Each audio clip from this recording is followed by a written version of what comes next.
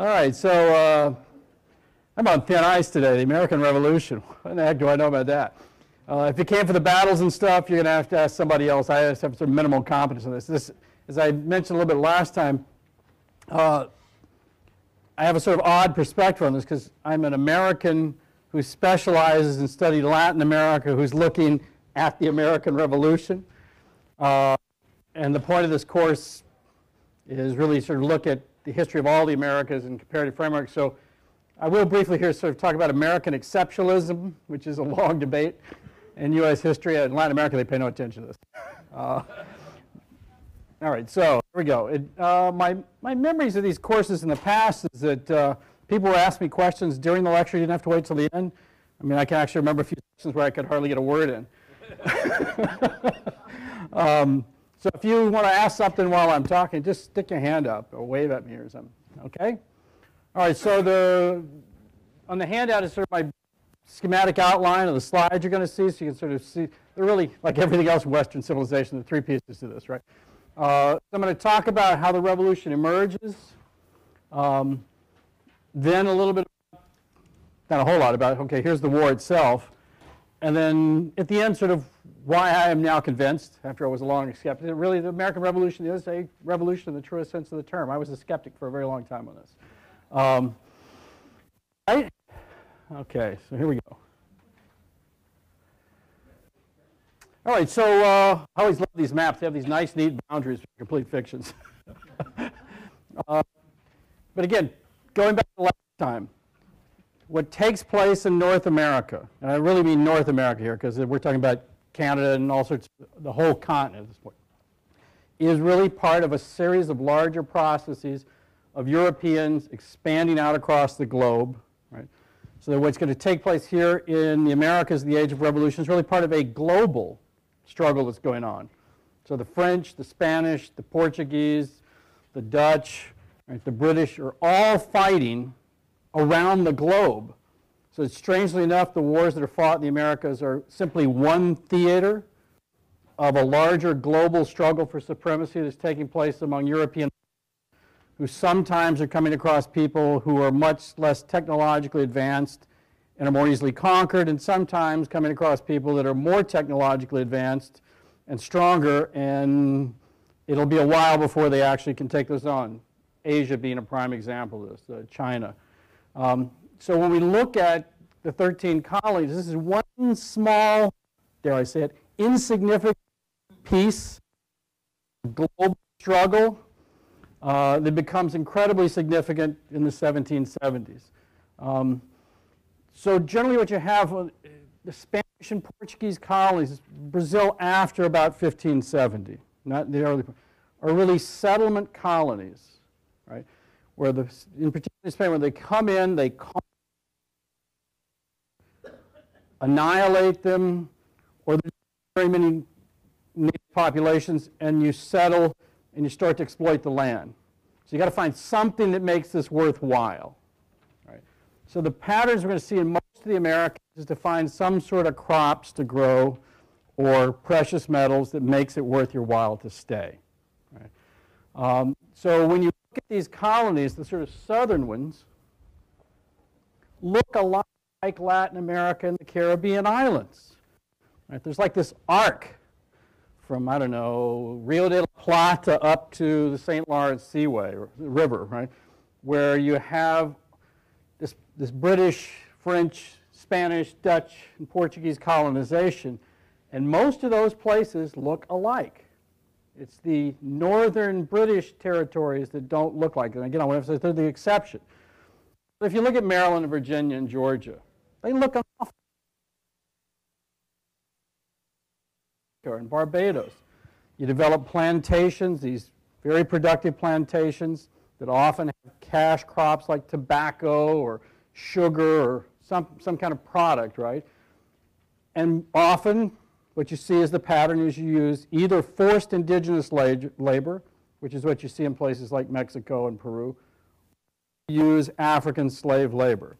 So the islands of the Caribbean, right, what becomes the southern U.S., you have a relatively small elite, largely white, who control property, or the property that matters. Right? and they have a non-European labor force.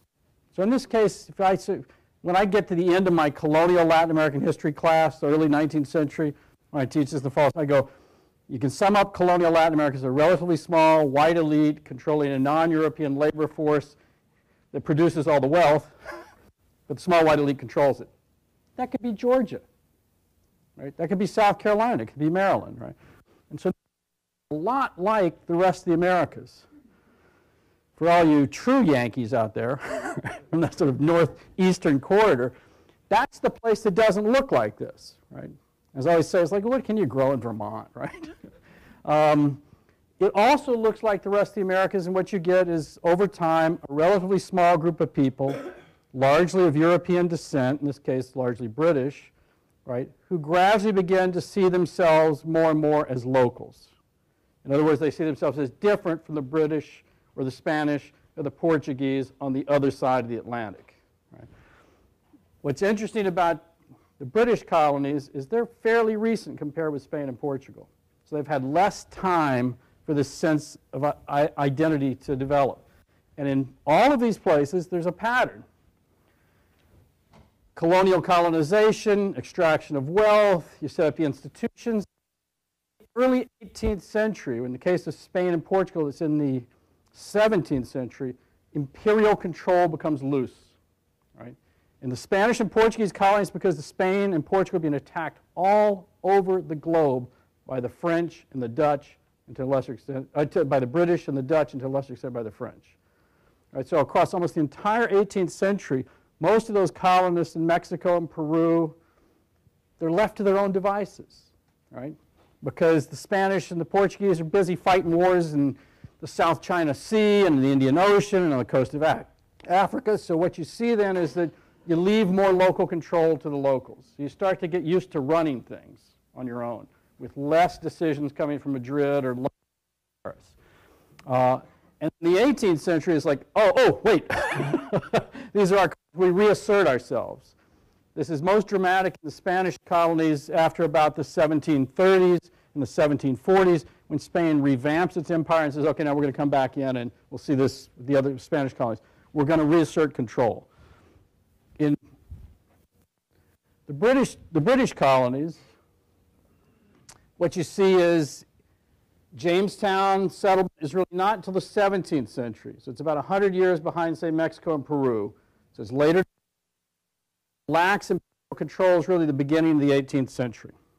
And then it's in the 1740s, 1750s, especially the 1760s, that the imperial control comes back and is more forceful, as we're going to see.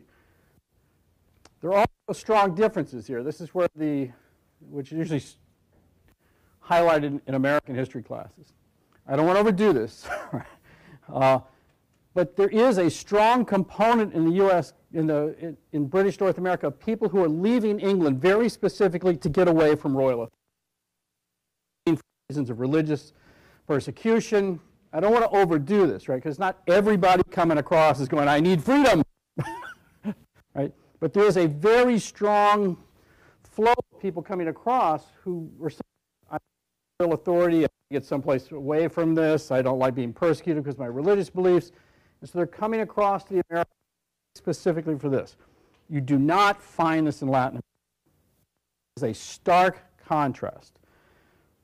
Overgeneralizing, the rule in British North America is that people are coming across to make their way in the world with the less amount of control and authority, especially in the northern part. In Latin America, you come across the Americas to be part of the system, to rise through the system, to succeed in the system, to go back home, right, to Madrid and say, look how successful I've been.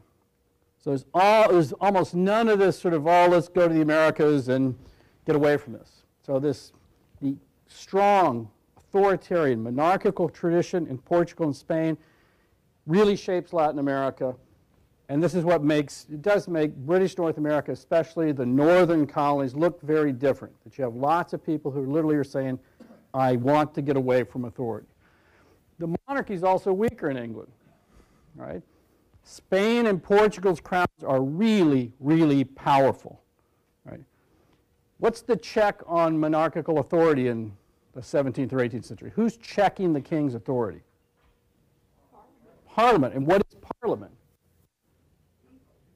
What kind of people? Right, the rich, powerful lords who say, and why do you need a parliament? What does the king need the parliament for? You raise taxes, right? So he's got to go and say, okay, guys, we're all in this together. We're in charge. These are the people who are not. We got to run things, right? So you got to go ask. The Spanish, and especially the Portuguese monarchies, have so much wealth coming in from the overseas territory, they don't need to raise taxes. They don't need to go to Parliament.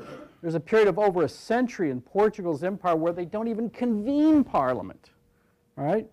So the lords are going, I like this is good, we don't raise taxes, the revenue comes in from overseas. So it means that the Spanish and Portuguese monarchy are much stronger and more authoritarian and are not as challenged by the lords.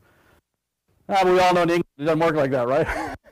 Right, in the 17th century, you have this little dispute, they kill the king, right? You get Oliver Cromwell. So what you see in England by the 18th century is the royal authority is already much more constrained and weaker than what you see in the Spanish and Portuguese empires. This is a fundamental difference between the path of North America and Latin America.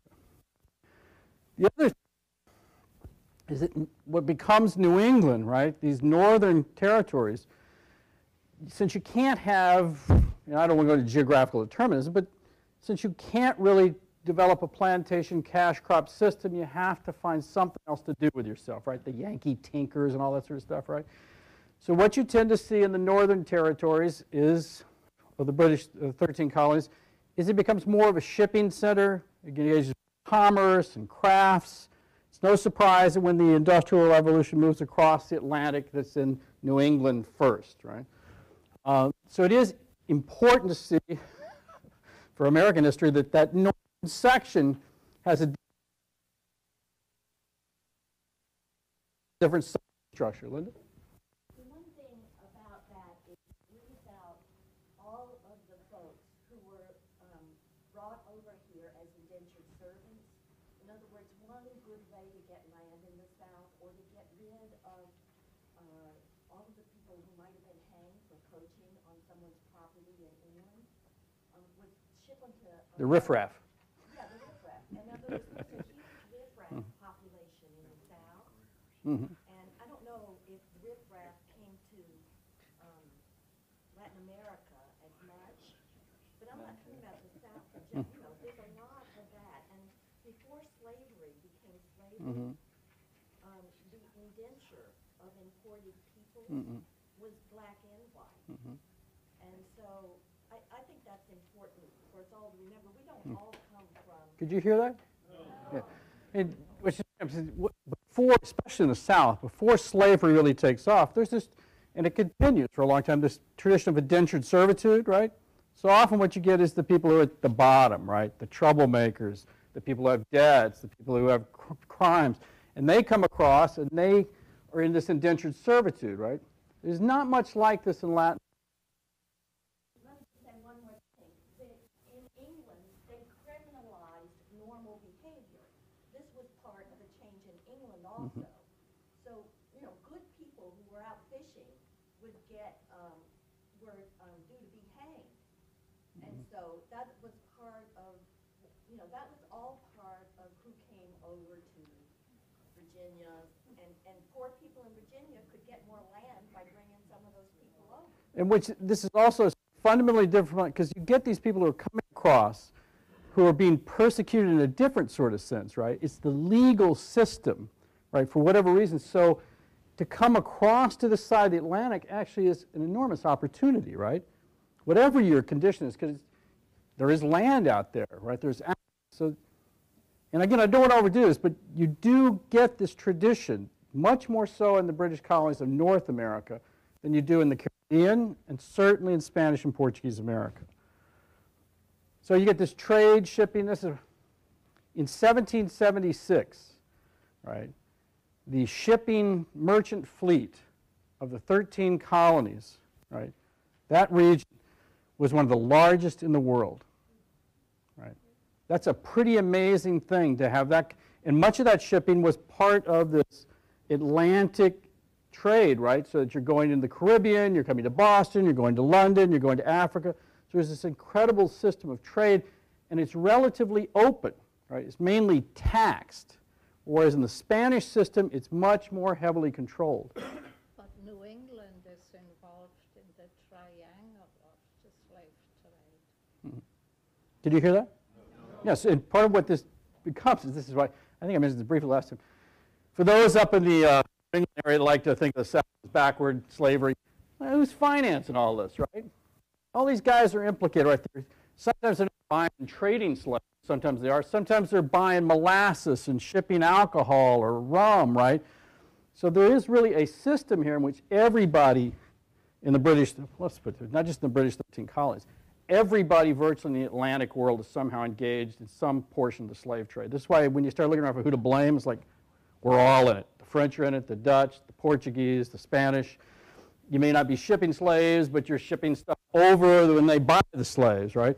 And so New England is deeply embedded in, especially in the Caribbean shipping trade. American, I'll talk about this a little bit more. There's this long debate in American history, like, is our history really different? As I was trying to think about how to put it, it's kind of like sports from my point of view. I'm a big sports fan. My poor Jayhawks, they played so poorly in Virginia. I can't believe this. From my point of view, as somebody who studies life, America is exceptional in this sense. We're part of the same general set of processes and structures that take place all over the Americas.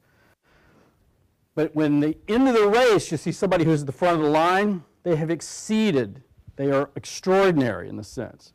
So it's not as though what happens in the United States is completely different, but the outcome is far different from the other people in the race. Right? I'll talk more about this when I get the radicalism of the American Revolution. So in that sense, you know, the processes, the formation of colonial elites, immigration, plantation society, even revolution itself is part of a process that's similar to all the Americas. But the outcome of North America looks very different from anywhere else. All right, so here you go. Even though I slept in my history class in the 11th grade, I did. My history teacher, I'm sure she would have been appalled to discover that I ended up as a historian. You always get the salutary neglect. This is the sort of way of saying, okay, there was lax control. So if you have this colony, it develops, left, people get used to consulting as much with the guys in charge back in England.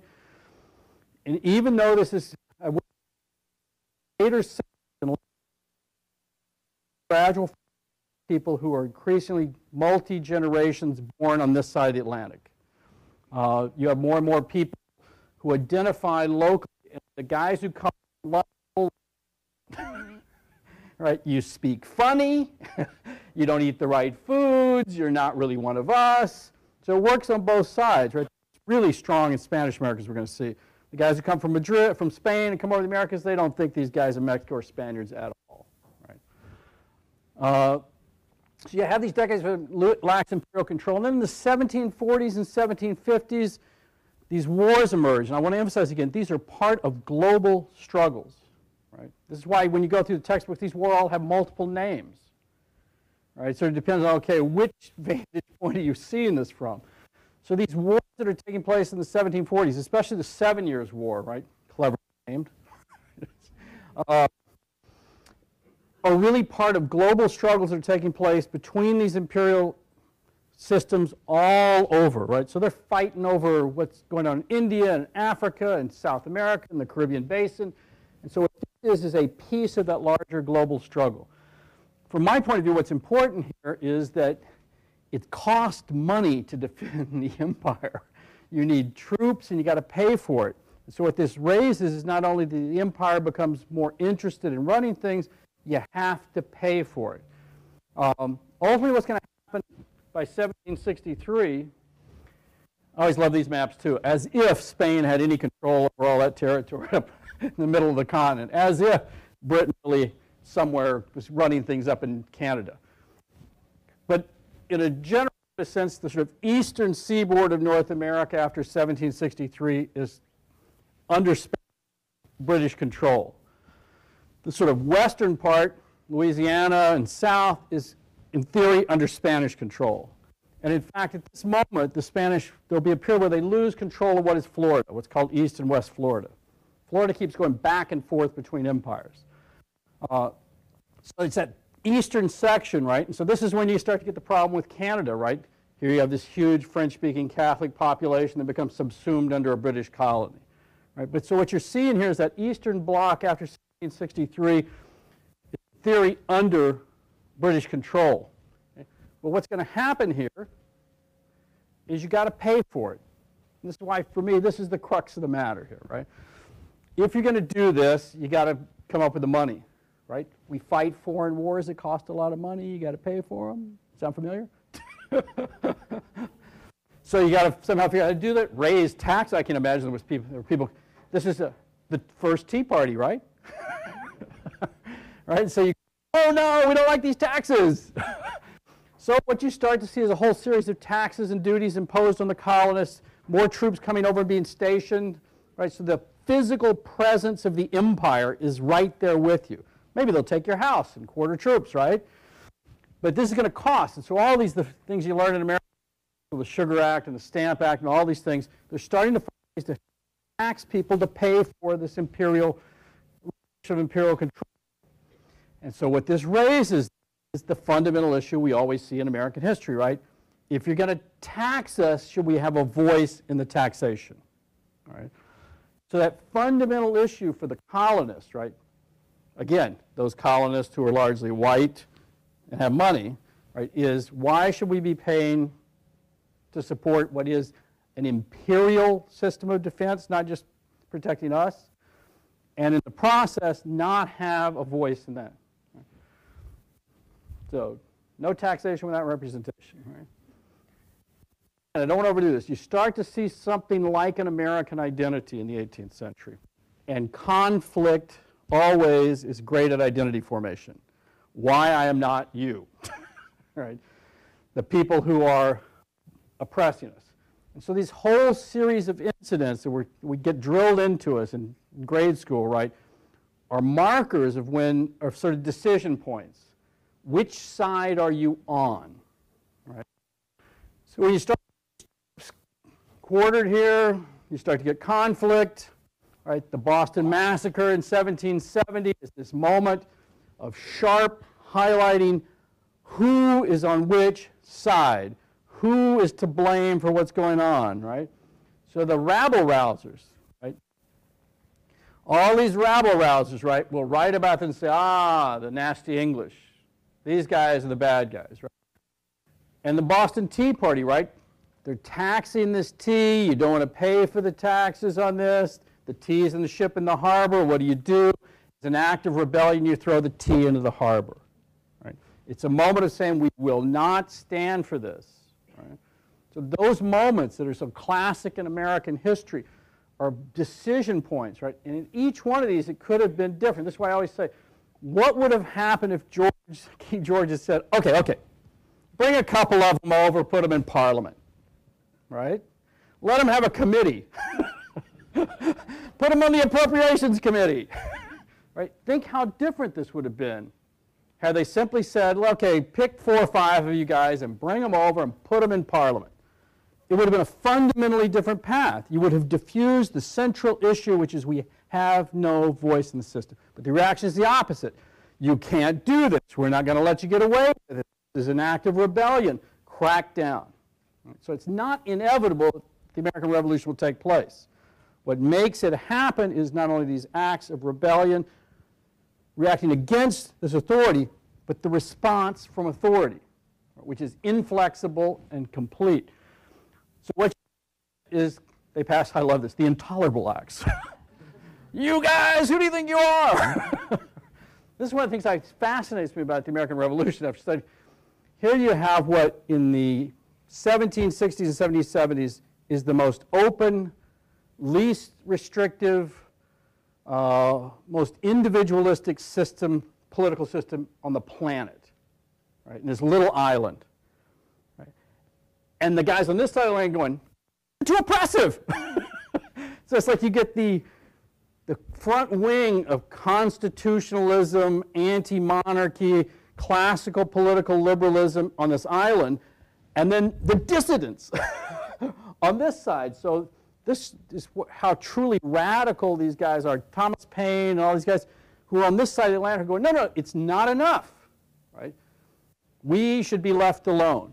So it's this classic example of tax, fight back, repression, right? So the response of the monarchy is crucial here. Had the English monarchy not responded so drastically, you would have had a counterfascism. You would have had a different outcome. Then you get, so the colonists said, okay, let's sit down and talk this over. So you get the First Continental Congress, they sit down and say, okay, what are we going to do here? So what you start to see is more and more of these, I want to emphasize, mainly the elites, right, sitting down and saying, what are we going to do about this? We have to make decisions. And it's a bitter debate, right? Some of them are going, oh, we must take more steps. Others go, oh, slow down. We're moving too fast. We shouldn't use violence. But the central question is, do you stay part of the empire? Or do you take that really radical, drastic step and fight back? And it really is I've said this to the Latin Americans, it really is a pivotal moment in the history of the world. Right? This is what makes it exceptional in some ways. Right? That these guys in this fringe of the empire, right? Literally the fringe of the empire, stop and say, okay, maybe we ought to take up arms. And what makes it really important, as we'll see here, is they win. I mean, imagine if the British had done a better job and they had crushed the rebellion. Right? The U.S. would look a lot different, wouldn't it? We might be Canada. It's also, as many historians point out, it really is the first civil war. Not everybody wants independence, right? Tens of thousands, especially of people of means, right, do not want to take this step, especially in the southern colonies.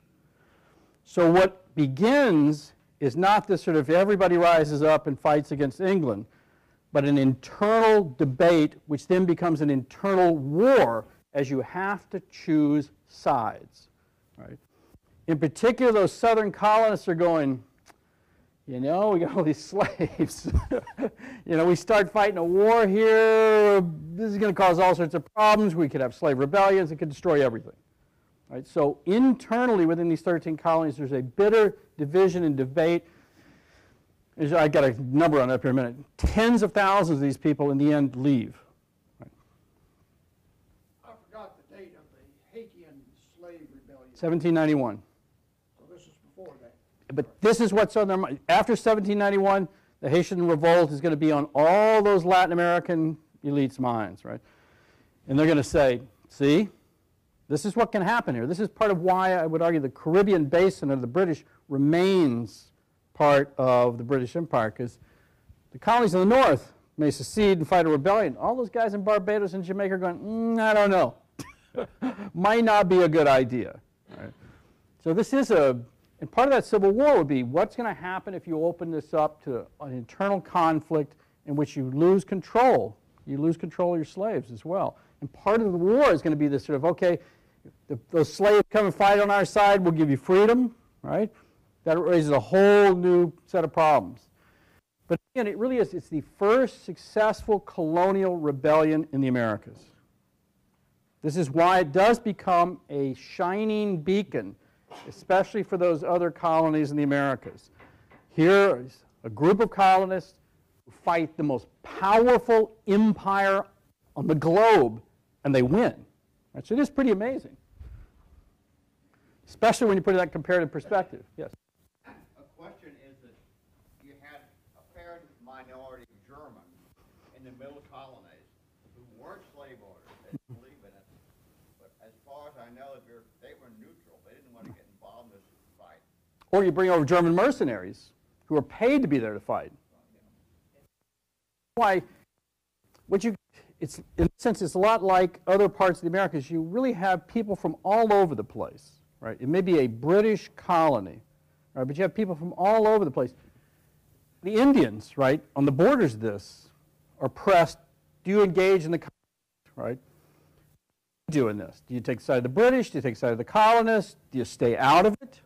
So all of these people who may not have a direct vested interest are drawn into the conflict. It's a bad thing for the indigenous, what then I guess was the Northwest, right? Because they're drawn into this conflict, they're going to pay for it, especially if they end up on the wrong side, right?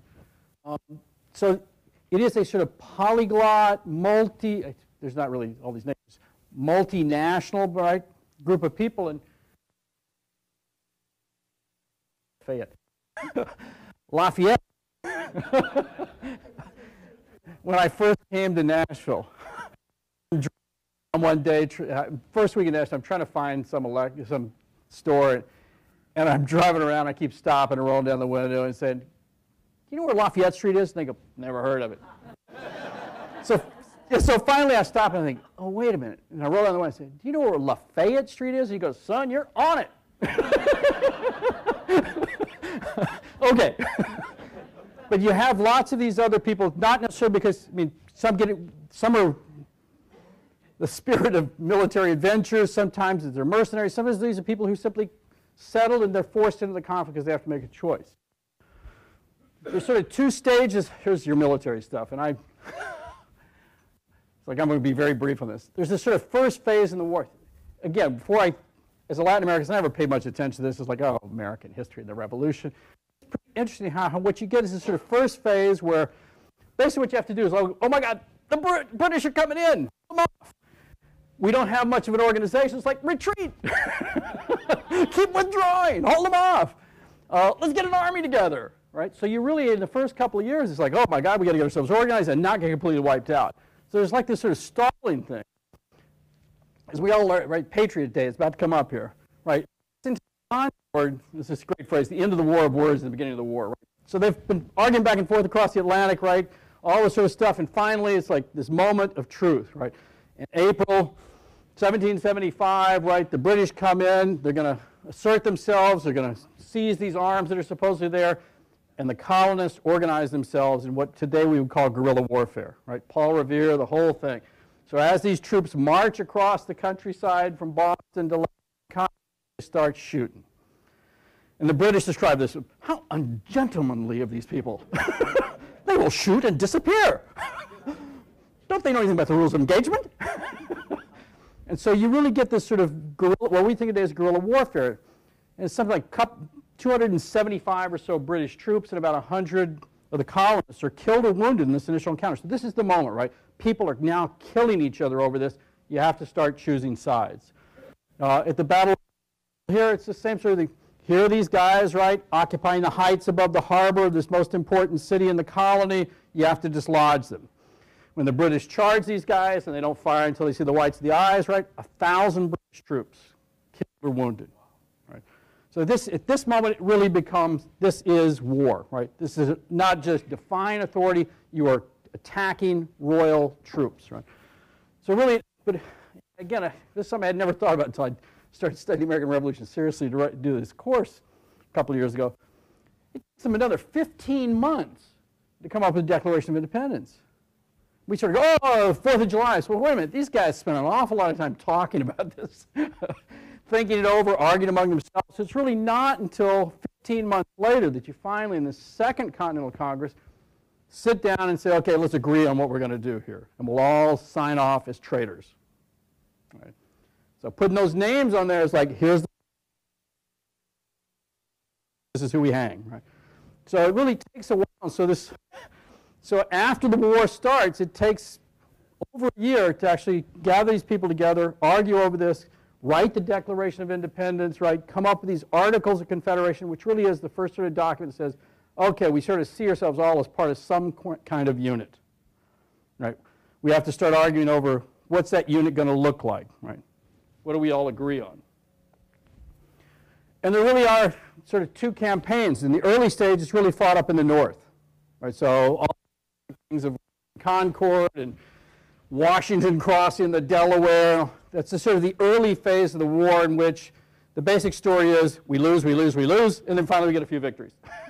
Right. So, oh, maybe we'll hang on here. Right. So it's not a pretty picture for the colonists in that first phase, but they managed to survive, achieve a few victories, and hang on. The second phase of the war, the later one, is really fought mostly in the South. And that is really a brutal, bloody, internal civil war for most of that time. And as somebody brought up last time, George Washington is pretty amazing. And when you look at him, especially when we see these other cases in Latin America, the basic rule on all of the Americas is it's the military leaders of the wars for independence that then emerge as the leaders of the new nations. Makes sense, right? I mean, we tend to forget this in our own history. Let's see, Washington, Harrison, Polk, Taylor, right? We had our own history of militarism, right, but under civilian control. And what makes Washington pretty extraordinary is when you look at Washington before 1776, he doesn't look that impressive, from my point of view, right? It's not like he's got a lot of military victories under his belt, and I mean, he is a very important, highly respected planter who's got a lot of money. How are you going to pay for that Continental Army? Let George pay for it, right? So he's not only the commander of the army, but much of the financing of the fight's coming right out of his pocket. But if you stop and think about the odds here, there are about 11 million people in Britain. The largest navy ever seen in the history of the world. Right? They have 100,000 troops that will eventually invade. They're about 2.5 colonists. And let's face it, it's not 2.5 million people who are ready to rise up in arms. Right? And of those 2.5 million, a substantial chunk are people of African descent and slavery. Right? So when you look at that, it is pretty striking, the kind of odds here. But this is actually an area of the planet where population is growing very rapidly, multiplying like rabbits, I think Franklin said. This is not happening in Spanish and Portuguese America, this rapid increase in the population, especially the white population. Not only are all these people coming across and immigrating, they're having lots of kids, and population, the increased population is very dramatic in the 18th century. So it's a very rapidly growing population. But basically in this, are the odds, but you know, Washington delays, they evacuate New York City, let the British finally take control of that, and it's really not until the Battle of Saratoga, October of 77, right? It takes a while. You finally, oh, it's working. Which also means you, because let's face it, they're fighting for the hearts and minds, right? All those important people around whose farms are there and troops are moving back and forth, how do you get them to be on your side? You got to show them something, right? And if you keep losing, they're thinking, well, you know, treason, not a good idea, right? So it's really after that that, in retrospect, the tide starts to turn in the favor of the colony. So what you essentially see is Cornwallis, right, goes south. They go to, and let's face it, this makes sense, right? The British West Indies are really the most important colony. That's where all the wealth is. It's not in Massachusetts, right? So the southern colonies are sort of the flank of the West Indies, all those slaves and sugar and molasses and rum, right? So when they come down in the late 1770s, there's a whole series of battles across what today is the southeast of the United States, and it is like a civil war. You have to choose sides. Some colonists remain with the British, some against, and it goes back, this is the goofy movie by Mel Gibson, The Patriot, right? This is sort of the place there, right? But it is an incredibly bloody war, internal. And part of this is the concern over slaves, right? What's going to happen to all these slaves if this gets out of control? Cornwallis eventually decides to move up to Virginia. It's like, what is this guy thinking? He's out to Yorktown, and it's at this point you see the global importance of this. On the land, the colonists surround him, but the French fleet blocks the sea. Without those French ships, right, it would have been a different battle. Right? So it's important, again, that this is taken to the major global conflicts where both the Spanish and the French are thinking, let's sock it to the British. Right? And it's that French fleet sitting there that bottles up Cornwallis, and he has to surrender. Right? So I don't want to sort of play down the valiant American colonial troops, but without those French ships sitting there, it's a different outcome. So, I mean, this is where you actually, oh my God, we're surrounded. Okay, so, But also what's kind of astonishing here is not only did, okay, we surrender these guys in these unimportant territories on the other side of the Atlantic, all right.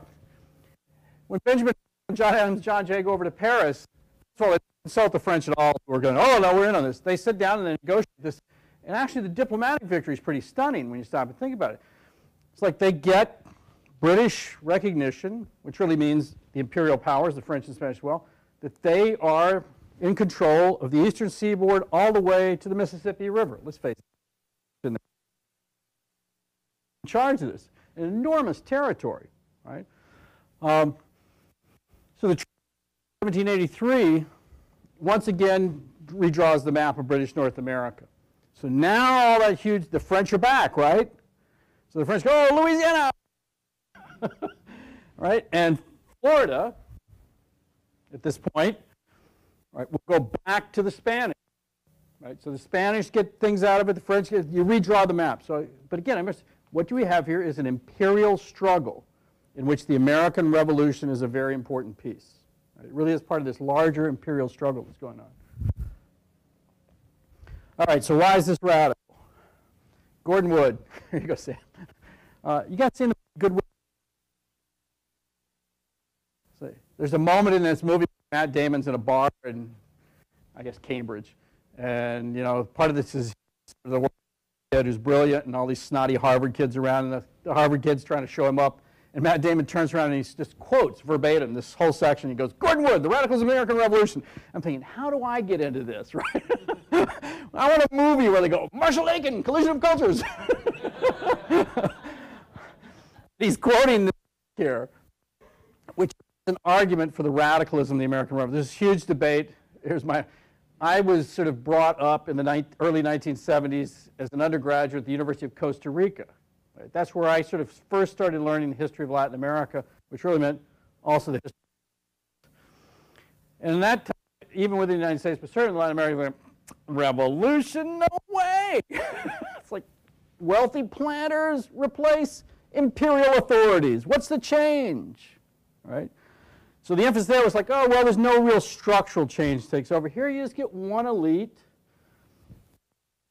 over from another elite. So it's not really a revolution. There's no social transformation, right?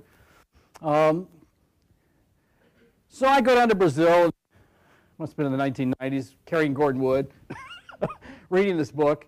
I'm thinking, you know, he's got a point.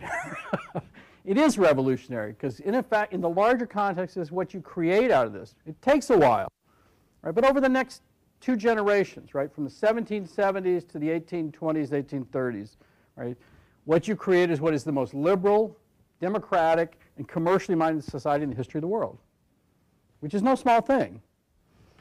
But if I had a nickel for every time he goes, well, except maybe not in the South, I'd be rich. Was there ever a time that the plantation economies of the South considered uniting with the Caribbean plantation economies rather than the North?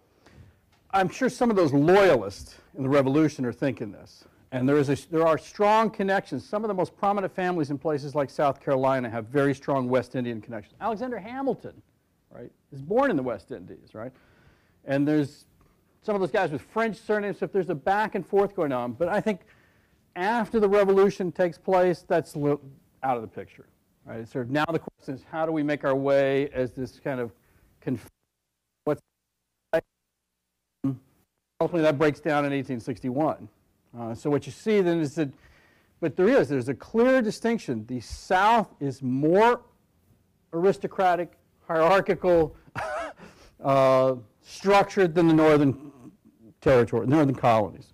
So there is but in the end it really is this, I mean, I'm thinking, God, he's persuaded me, I can't believe this.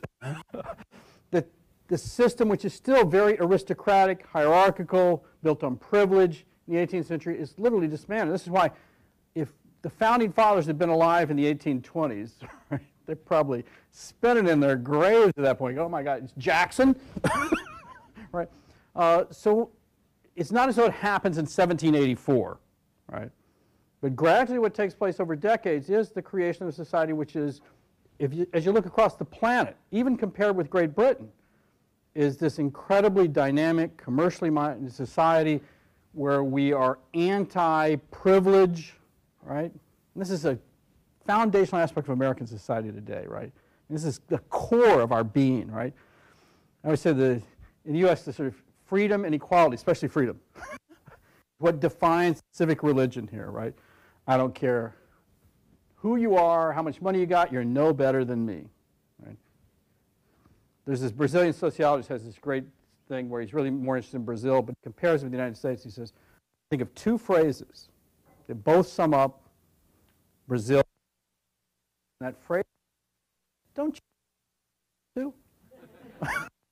You invoke, right? I am more important than you are. I know people are important. Don't you know who you're talking to? That phrase for the United States? Who do you think you are? Perfect, right? I don't care if you're Ross Perot, you're better than me, right? So this doesn't happen overnight, but this is what I want to emphasize, that here you have this beginning of this liberal, democratic, anti-hierarchical, anti-privileged society in the British Isles. The most radical piece of this are these guys on the other side of the Atlantic. They're not happy. They break away, and gradually what they're unleashing is a process which I'm sure they would never imagine this would include everybody, right? But certainly thinking, no, no, no, we want less control and authority. This is what, when we get to Latin America, it's a completely different story. So Gordon Wood has convinced me. Look at this, again, not everybody's together on this one. There are tens of thousands of people who are loyalists, who refuse to accept this rebellion, many of whom lose goods, but choose, ultimately they immigrate. Right? Some go back to England, some go to the Caribbean, right? They literally move a lot of them go to Canada, which has some, if you look at Canadian history, right? There's all these sort of stuff, socialized, like the Canadians are less radically individualistic than us, they're more collectivist, right? They're less question of authority, right? There's no Bill of Rights. Part of this is, you know, these are the colonies that didn't choose to break, and it's reinforced with thousands of colonists who choose to leave the U.S. and go to Canada. In this incredibly bloody war, 1% of the population is killed. Why do you think people in Canada were different? I mean, I know you're saying the conservatives went there, but why was there nothing in Canada that said, I always still connected to the British? I don't think there's one answer to this, but this is also in comparative perspective where you see, as much as it pains me to say this as a Southerner, those New England colonies are really odd. I mean, here you've got this little small stretch of territory, which really means from, I don't have the map, from, you know, sort of eastern New York up to about Vermont, right? Southern Maine, right? A really small space that is not particularly powerful economically, where you really have this hotbed of radicals, right? And it's less radical in the southern territories, right? And as you go north, it's less radical. So what stands out to me is that sort of coming together of people in that one particular place. And so you don't, I'd say the other, to flip it over, is why is it this particular place is so different from the others, right? You know, I don't want to, this is where you get this, oh, religious freedom and fleeing persecution. But I do think there's, again, I don't want to get to geographical and economic determinism, but there is something to be said for the advantages of backwardness. A place that doesn't have large non-European peoples engaged in forced labor. A place that doesn't have a plantation system. They operate in a very different structure than a place like Central Mexico or Cuba or Haiti or Brazil or the U.S. Southern colonies. So that's why New England is the exception. Right? So if you want to look at American exceptionalism, it's like, that's the more exceptional piece right there. Okay, but Virginia, which was a good colony, when, you know, many of the leaders came from there, why were they in the revolutionary group instead of we better worry about slavery? Because they're the radicals. This is why I think if you look at those people, this is why if you look at those guys who, especially people like Thomas Jefferson, and to get back to last week, right? These are people who really come out of that larger Enlightenment, age of reason, challenge to monarchy, challenge to traditional authority. Those are really, truly the radicals. But even for the radicals, you start thinking about it. Let's face it, some of these guys engaged in slave trading. Some of them owned slaves. So from our period, our point of view, it's like, oh my God, I can't. But if you look at them in their moment, right, the kinds of things they're saying are different from, I think it's hard to body that looks anywhere. Even the intellectuals all over Latin America who dine with Jefferson, they correspond with Jefferson. But they rarely are ever willing to take the kind of radical language and views that those founding fathers take in the United States. So that's why I say, well, I'd say it's the brilliant. What's the famous thing by John Kennedy that when he's in some east wing of the White House for some dinner for all these luminaries, he said the places hadn't had as much brain power in this room and since Thomas Jefferson dined here alone. So it is, you really do have, some extreme. I'm a historian who loves, but people matter. Right? That you have somebody like George Washington. It really makes a difference he's not Simon Bolivar. Or. Does it matter that there are local colleges and universities? Did you hear that? Absolutely. This is actually an interesting question. There are colleges and universities, there's institutions of what we think of as higher education in the colonies. Right? There are not in most of Latin America. And the kinds of colleges and institutions they have in the United States, what becomes the United States, look very different from the universities that exist in Latin America. So Latin Americans the Mexicans, those guys in the Dominican Republic and Peru have this long ongoing argument, who has the oldest university in the Americas, right? Because they'll make an argument that from the moment of conquest, in the 1540s and 50s, they established what now is the origin of the National University in Mexico City, or San Marcos in Peru, or there's a University Republic. It's kind of stretched. It's kind of like Peabody, right? It's like, yeah, it began the first moment the colonists arrived here in the 8th version, right? But the kinds of institutions in Latin America, the few that exist, right, are very traditional European universities that train people in canon law, civil law, sometimes engineering, military science, right? So it's that very traditional, it's clergy, it's church, engineers, right, and the military, right?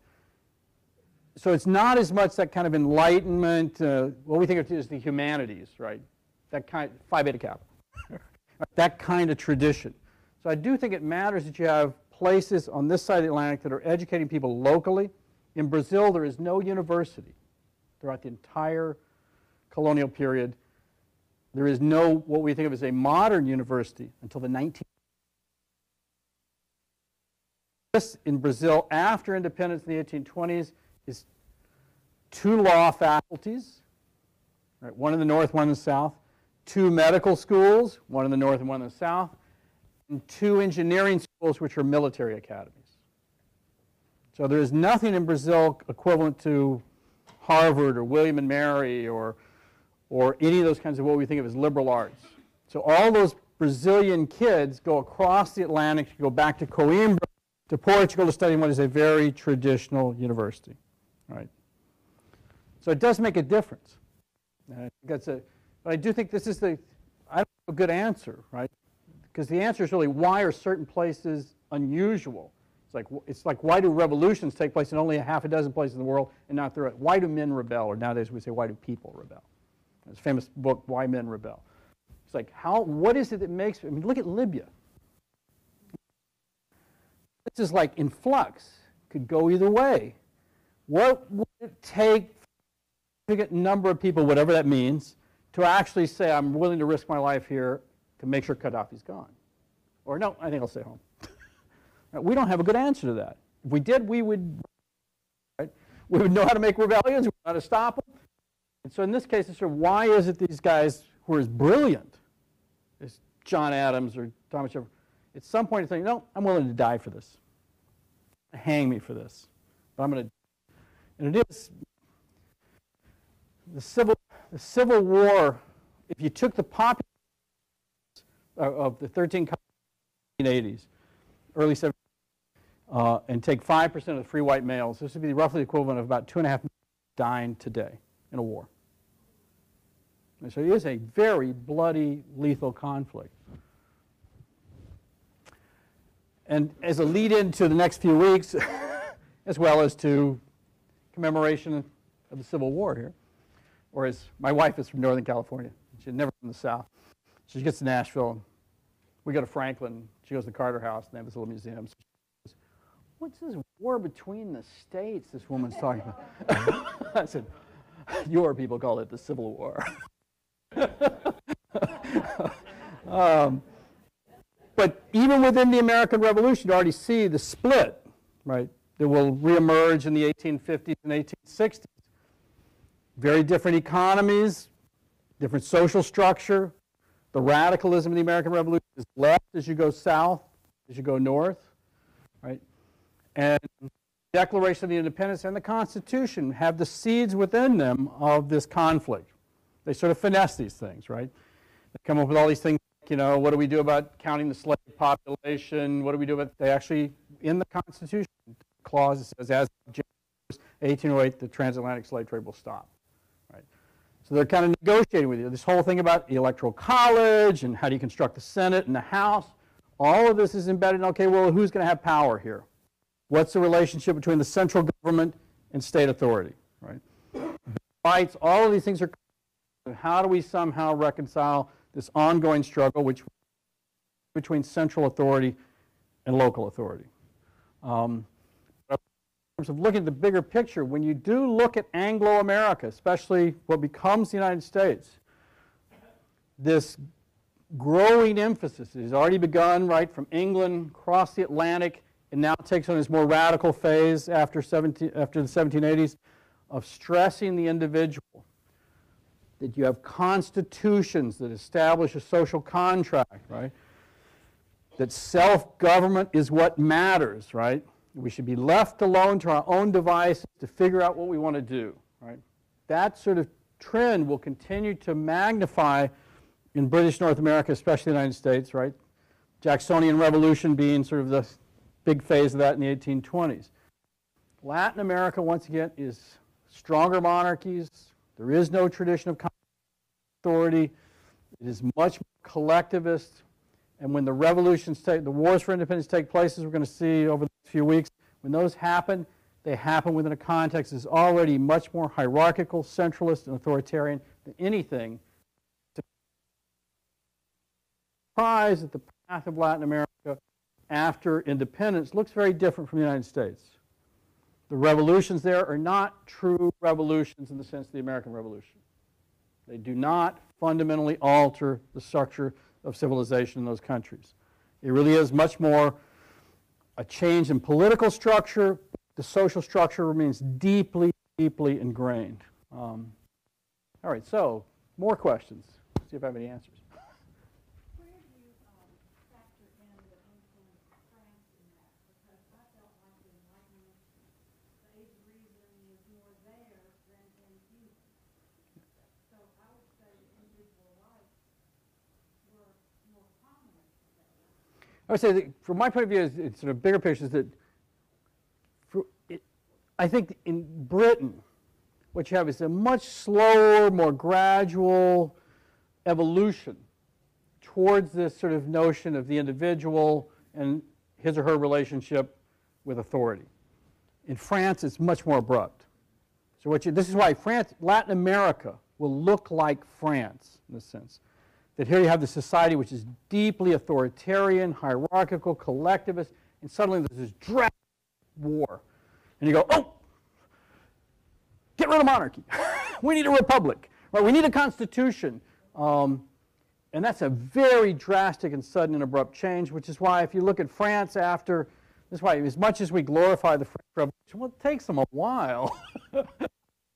Like there's Napoleon and Napoleon III, and so what you have is this sort of abrupt, right, lines, as opposed to this gradual process that's periodically interrupted in Anglo-America. So this is why I think Latin America is a lot more like France, the sudden moment of somebody going to have a Thomas Jefferson kind of figure that suddenly says, let's overthrow this. are much more out of place structurally than they are in England or the British colonies. Somebody else? I think one thing that don't you think we should consider more is the role of the church? Strong monarchy is part of it. The Catholic Church is such a tremendous force. Such a tremendous force in Italy is such a but in Latin America. And you have to, you just can't leave that out for New England. Can you hear that back there? It has to be that the church and Yeah, one of the state were so tied together Yep. versus the British, that Cromwell was separatist or, Yeah, although I already, the question of the role of the church is because one of the things that's striking, it's a big piece of it. yeah, one of the striking things about Latin America, right, is that you have a Catholic Church which literally, right, One and the same almost. well, it rules the church, right? So that for all intents and purposes in Spanish and Portuguese America, the church is under the authority, the Pope will hate this, under the authority of the crown. And so the entire, what we would think of as the social, whatever that means in this time, taking care of the widow, the orphan, the ill, hospitals, education, all those things are done by the Catholic Church. Right? This is why I think British North America is pretty interesting, right? You get all these guys like Thomas Jefferson. We have these debates constantly, but let's face it, Thomas Jefferson, these guys are incredibly radical in this. I mean, they're not exactly saying we need to strangle the last priest with the entrails of the last king. You guys, the other day, somebody emailed me yesterday and said, I saw this lecture of yours, and it says, who said that? Whoa. But what you see in England, there is a sort of state church authority too. This is my Calvinist, East Texas, Southern Baptist background here. I mean, I look at England and go like, they're all just Catholics with a different name, right? But there has been more of a check on the church. So the church has less power, less authority, less control in a place like England than it does in Spain, much less. And then you get, this is the radicals again. You get these guys like Jefferson who are saying, we ought to just be left alone to have our own beliefs. That's a pretty dramatic statement, right? That we should be able to work, this is when you look at the Constitution, it's like that separation of church and state, that's an incredible moment, incredible. In most of Latin America, virtually all of it, when they write the constitutions after independence, the Catholic Church remains the official state religion. Now, the state may be primary, but the Catholic Church remains in its traditional position. Every time you have anything, church and state, representative church and state are standing side by side. The functions of what we think of as the social welfare state are still run largely by the church. And it takes most of the 19th century before Latin American nations start to eliminate that. In a place like Brazil, it's not until 1891 that the Constitution officially separates church and state, and it only officially separates them. Because even today, every major function, there is a representative of the Catholic Church standing by the side of the state functionary. Right? So it is a big difference that Catholicism is so powerful, right? And this is why in much of Latin America, Mexico being the prime example, in the 19th century, the battle in some cases will be between the church and the state. The radicals in Mexico in the 19th century will say we must confiscate the property, the wealth of the state because they are our greatest challenge. So much of the war that takes place in Mexico in the 19th century is over control of that wealth. In the United States, let's face it, we're a bunch of anarchists here, especially Southern Baptists. It's like, okay, you don't start your own church, right? Move somewhere else and start your own chapter, right? And so there is this kind of, this is the question about people fleeing because of religious persecution does matter here. There is a much more diverse array, right, especially in New England, than anything you would see in America. There are religious options in Mexico, Cuba. I mean, there is one church.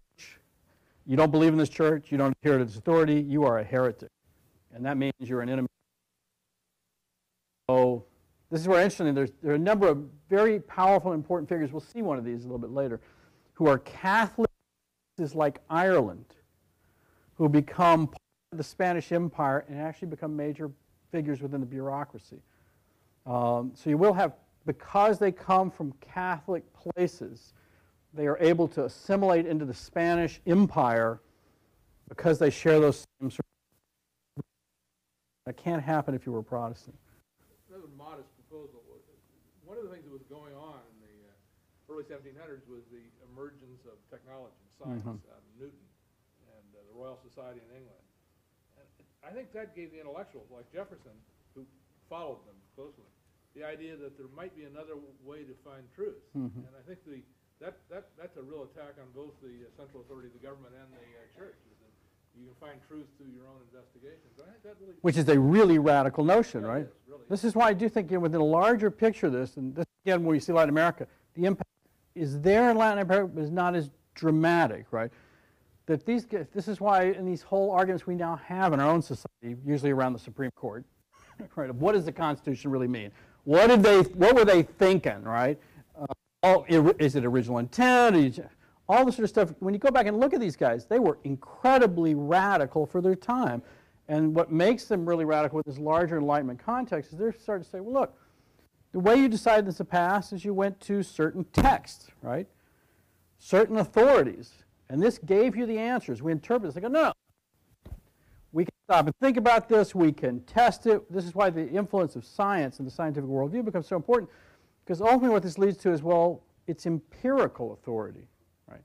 It's scientific authority, right, that can show me. And the others is all debate, right? So it's question authority. I think it's fundamental. How did slavery in the American South and South America, Central America compare the brutality? Question is, how does slavery compare in, say, U.S. South versus Latin America? This is a long, if there is any theme within the Americas which really has a long and highly developed tradition of comparative history, it's slavery.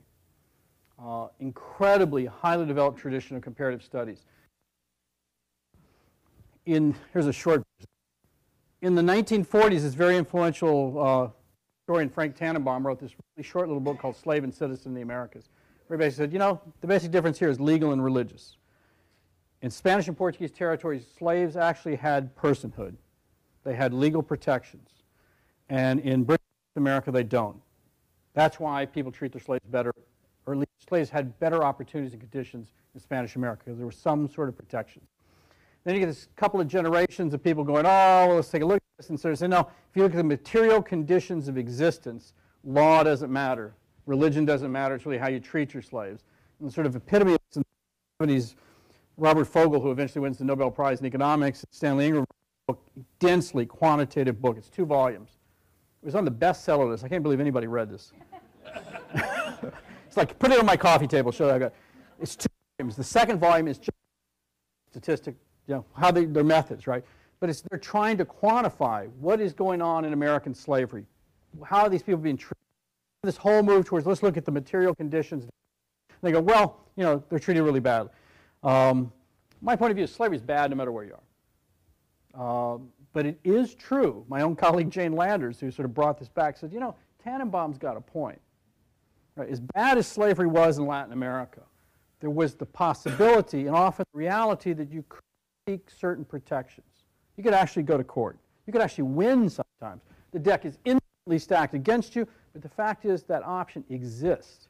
Slaves could, in fact, under certain conditions, purchase their freedom. Right? And what happens in the United States after Haiti, right, is the U.S. becomes increasingly rigid. You can't free your slaves. I mean, it becomes more and more, the color bar becomes more and more rigid. The U.S. actually, the slave system becomes much more legally rigid in the first half of the 19th century.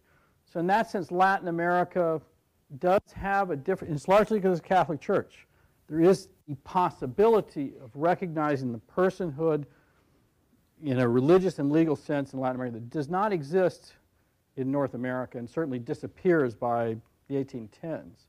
But I always say, slavery is terrible no matter where you are.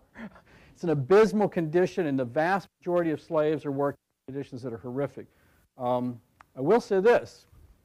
If you do look at material conditions, almost all the slave populations in Latin America fail to multiply themselves, which means you have to continually bring in new slaves or dying. They do not reproduce themselves. In the United States, in 1800, there were about 750,000 slaves. In 1860, there are nearly 4 million. The slave trade is cut off in 1808. The U.S. is the most dramatic example of a place where the slave population reproduces itself. Now, it doesn't mean slavery is good in the United States or beneficial, but the slave planters are knowing they can't get any more slaves, so they have to at least have good enough conditions so the slaves will reproduce themselves, or they're out of business. That's the biggest, I would say, the biggest difference when you look at material conditions. The slave population of the United States reproduced itself dramatically in the first half of the 19th century. If that had not happened, Civil War, right? Slavery would have died out. Literally died out. So the success of reproducing makes the Civil War more likely. And in Brazil, this is where Brazil is the largest slave importer in the world. Right? 40 to 45% of all the slaves that come across the Atlantic end up in Brazil. 7 to 8% in the U.S. Right? The Brazilian slave population never reproduces itself and is being replenished by slave imports right up until the 1850s.